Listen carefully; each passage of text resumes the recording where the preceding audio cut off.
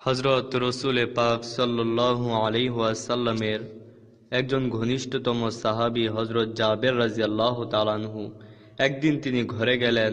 মনটা ভারাক্রান্ত ও চিন্তিত, চেহারায় ফুটে উঠেছে তার ছাপ। স্ত্রী জিজ্ঞাসা করলেন, আজ আপনি এত চিন্তিত কেন?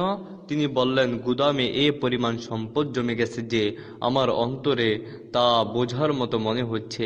সাহাবীর স্ত্রীও তো সাহাবী ছিলেন, আত্মা ছিল দানশীলতার শুভ্রতায় উজ্জ্বল। সবিনয়ে আরজ করলেন, এজন্য আপনি কি ব্যবস্থা নিয়েছেন? তিনি বললেন, আমার কিছুই বুঝে আসছে না। স্ত্রী বললেন, চিন্তার কি আছে? আপনি এত ভয় পাচ্ছেন কেন? আপনি ইচ্ছা করলেই তো এগুলো আল্লাহর সন্তুষ্টির পথে ব্যয় করতে পারেন, দরিদ্রদের মাঝে বিলিয়ে দিতে পারেন। তিনি বললেন, তুমি ঠিক বলেছ, সমাধানের যথার্থ পথ বাতলে দিয়েছ। যেই বলা সেই কাজ। ম্যানেজারকে ডেকে নির্দেশ দিলেন, গুদামের সব মাল দরিদ্রদের মাঝে বিলিয়ে দিতে শুরু করো। সকালবেলা গিয়ে হিসাব নিলেন। ম্যানেজার জানালো যে সারা রাত দরিদ্রদের মাঝে 6 লাখ দিরহাম বিতরণ করা হয়েছে।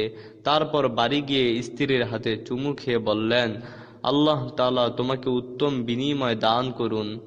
তুমি কি সুন্দর সমাধান দিয়েছ, এতে আমার হৃদয়ের বোঝাটা হালকা হয়ে গেছে। এই তো নবীজির সাহাবীদের অবস্থা, সম্পদে গুদাম ভর্তি, কিন্তু অন্তর আল্লাহ তাআলার প্রতি ধাবিত। একদিকে সম্পদ বৃদ্ধি হতো, অপরদিকে অন্তরে বোঝা অনুভূত হতো। আর আমাদের অবস্থা তার উল্টো। পকেটে পয়সা কমে গেলে অন্তর ভারাক্রান্ত হয়, আর বৃদ্ধি পেলে আনন্দিত হয়।